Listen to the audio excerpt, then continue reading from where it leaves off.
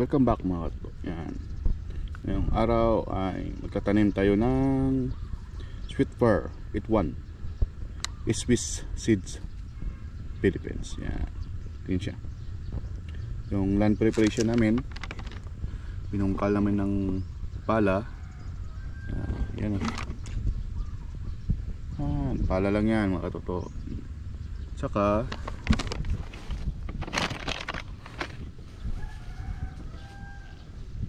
yan namin.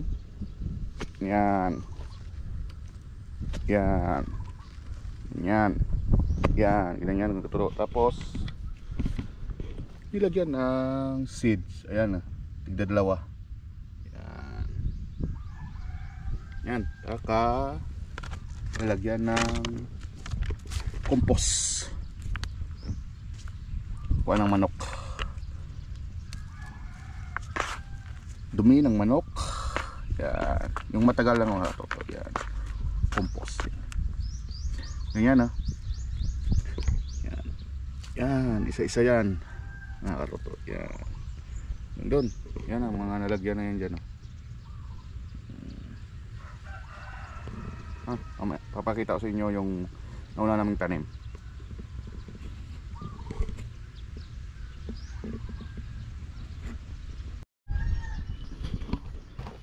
Yan mga toto, pangalawang tanim namin. Ano siya? Nung January 16 to, sa 17 days. Naabunuhan na rin yan. Yan. Yan. Yan. Abuno pa oh. Yan.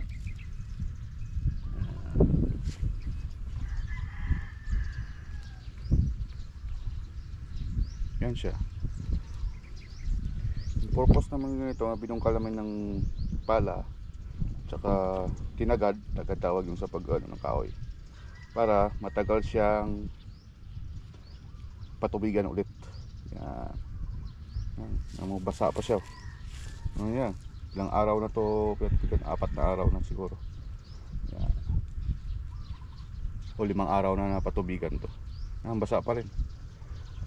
Tsaka yung pinala na to mga katoto, ibalik namin to sa kanyang puno. Babalik namin to.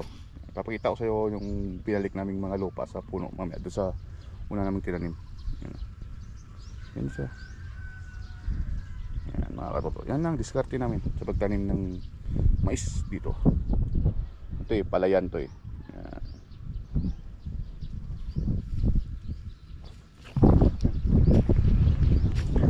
Ito 17 days. Ngayong araw.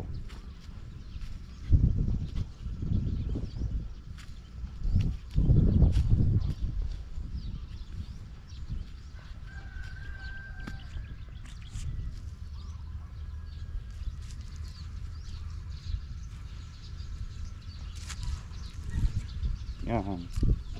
Yan mula dito. 17 days yun. Hanggang doon sa dito naman yung namin unang tanim na to 1 kilo. Yan. 16 na ganyan flat. 16. Yan. Tig-3 dalawang daglag namin ng bottle. Yan na yung binalik namin lupa na ipinala namin mga katoto. Yan. Yung kalabasan. Yan. So 23 days na subo ngayon to yung una naming tanim. Yan. 6 days lang yung pagitan sa pangalawa.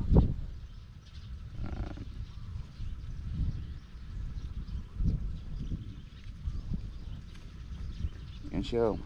Binalikan ng lupa. Yan.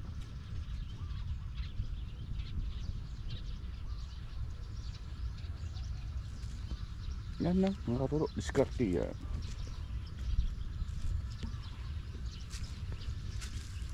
Yan nyo. Ito hindi ko pa ito nabalikan ng lupa. Yan. Mamaya.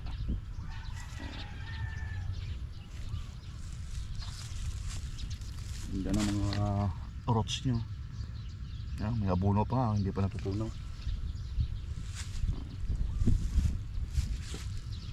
Yan. Sweet pear. it one ng Swiss seeds ang gamit namin seeds dito. Yan.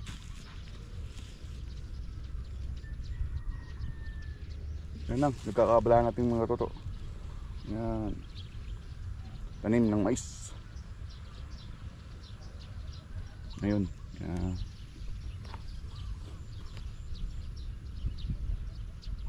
At saka yung purpose namin ng binungkalang lupa para yung abono nandyan lang. Hindi na kapag lagay ng tubig hindi siya maanod. Diyan lang siya. Yan.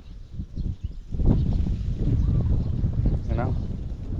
Nulit ko 23 days to. Yung una naming tanim 1 kilo. Yung pangalawang tanim 1 kilo rin. Nasa 17 days. Tapos yung 2 kilo sinabay namin kahapon at ngayon nang natapos mga katoto. Yan. Yan lang. Yan ang ngayon. Update ko kayo mga next week sa ating tanim ng mais na mga katoto.